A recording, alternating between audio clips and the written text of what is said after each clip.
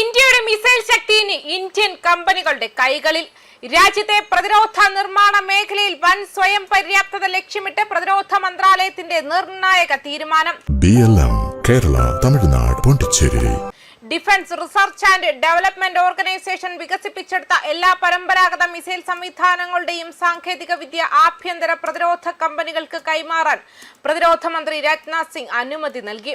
ഇന്ത്യയിലെ സൂക്ഷ്മ, ചെറുകിട, ഇടത്തരം സംരംഭങ്ങൾ ഉൾപ്പെടെയുള്ള ആഭ്യന്തര കമ്പനികൾക്ക് പ്രതിരോധ വിതരണ ശൃംഖലയിൽ വലിയ പങ്കാളിത്തം ഉറപ്പാക്കാനും വിദേശ ഇറക്കുമതിയെ ആശ്രയിക്കുന്നത് കുറയ്ക്കാനും ഈ നീക്കം സഹായിക്കും. മിസൈലുകൾ, ആർട്ടിലറി ഷെല്ലുകൾ ഉൾപ്പെടെയുള്ളവയുടെ നിർമ്മാണം സ്വകാര്യ മേഖലയ്ക്കായി കേന്ദ്ര സർക്കാർ തുറന്നു നൽകിയതായി 2025 ഒക്ടോബറിൽ റിപ്പോർട്ടുകൾ പുറത്തു വന്നിരുന്നു. ആവശ്യമായ യോഗ്യതകളും നിയന്ത്രണ മാനദണ്ഡങ്ങളും പൂർത്തിയാക്കുന്ന ഇന്ത്യൻ കമ്പനികൾക്ക് ഇനി മുതൽ മിസൈൽ ഉൽപാദനം ഏറ്റെടുക്കാം. അയൽ രാജ്യങ്ങൾ അത്യാധുനിക നിരീക്ഷണ ആക്രമണ ശൃംഖലകൾ ശക്തമാക്കുന്ന പശ്ചാത്തലത്തിലാണ് രാജ്യത്തിന്റെ തന്ത്രപ്രധാന നീക്കം. പാകിസ്ഥാൻ ചൈനയുടെ സഹായത്തോടെ തങ്ങളുടെ ബഹിരാകാശ നിരീക്ഷണ ശേഷി അതിവേഗം വർദ്ധിപ്പിക്കുന്നതായും centre for aerospace power and strategic studies അടുത്തിടെ പുറത്തുവിട്ട വിശകലനത്തിൽ ചൂണ്ടിക്കാണിച്ചിരുന്നു. ഈ സാഹചര്യത്തിൽ വിദേശ രാജ്യങ്ങളെ ആശ്രയിക്കാതെ മിസൈൽ ഉൽപാദനം ഇന്ത്യക്കുള്ളിൽ വൻതോതിൽ വർദ്ധിപ്പിക്കേണ്ടത് രാജ്യത്തിന്റെ സുരക്ഷയ്ക്ക് അത്യന്താപേക്ഷിതമായി മാറിയിരുന്നു.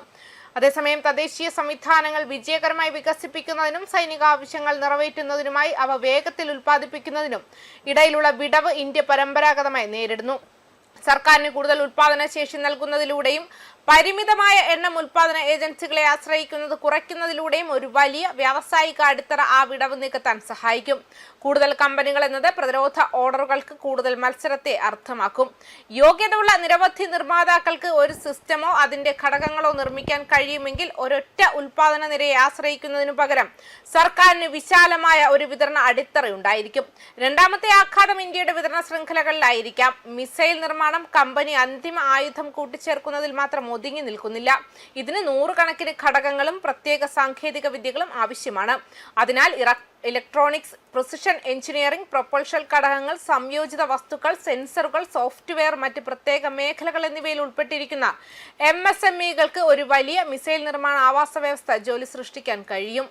മൂന്നാമത്തെ ആഘാതം കയറ്റുമതിയിലായിരിക്കും. ഇന്ത്യൻ കമ്പനികൾ മത്സരാധിഷ്ഠിത ചിലവുകളിൽ തദ്ദേശീയ സംവിധാനങ്ങൾ നിർമ്മിക്കാനുള്ള കഴിവ് വികസിപ്പിച്ചെടുക്കുകയും അന്താരാഷ്ട്ര ഗുണനിലവാര ആവശ്യകതകൾ നിറവേറ്റുകയും ചെയ്തു കഴിഞ്ഞാൽ ഒരു വലിയ വ്യാവസായിക അടിത്തറ ഇന്ത്യയുടെ പ്രതിരോധ കയറ്റുമതിക്കാരനാകാനുള്ള അഭിലാഷത്തെ പിന്തുണയ്ക്കും.